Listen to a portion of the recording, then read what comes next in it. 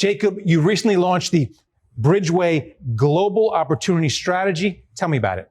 Sure.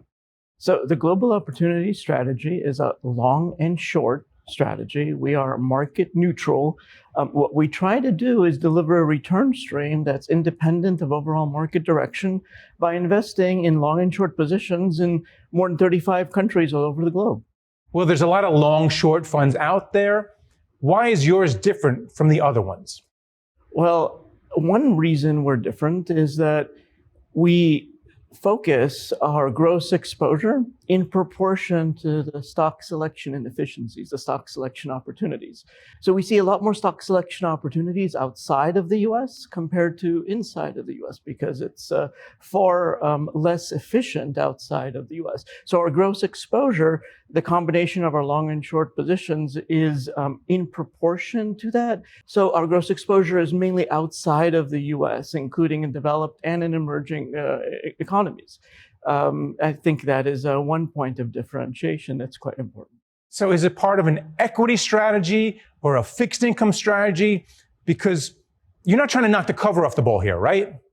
Well, what we're trying to do is deliver a return stream with a volatility, annualized volatility of about 9 to 10%, which is half of the volatility of the overall S&P 500.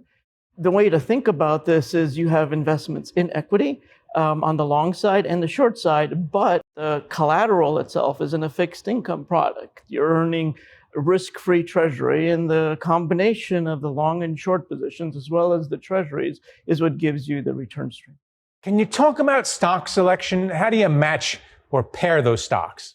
Sure. So stock selection is another element that I think is quite different for us compared to our competitors. We have a bifurcated, very differentiated approach generated by a lot of the research that we've done, questioning why it is that valuation metrics, quality metrics have failed in their efficacy over the course of the past decade.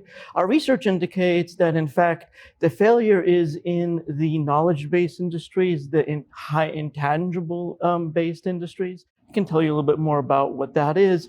However, for the traditional based industries, interestingly enough, classical financial statement analysis continues to work quite well. And we use classical metrics. So we bifurcate our stock selection approach into high intangible and low intangible industries.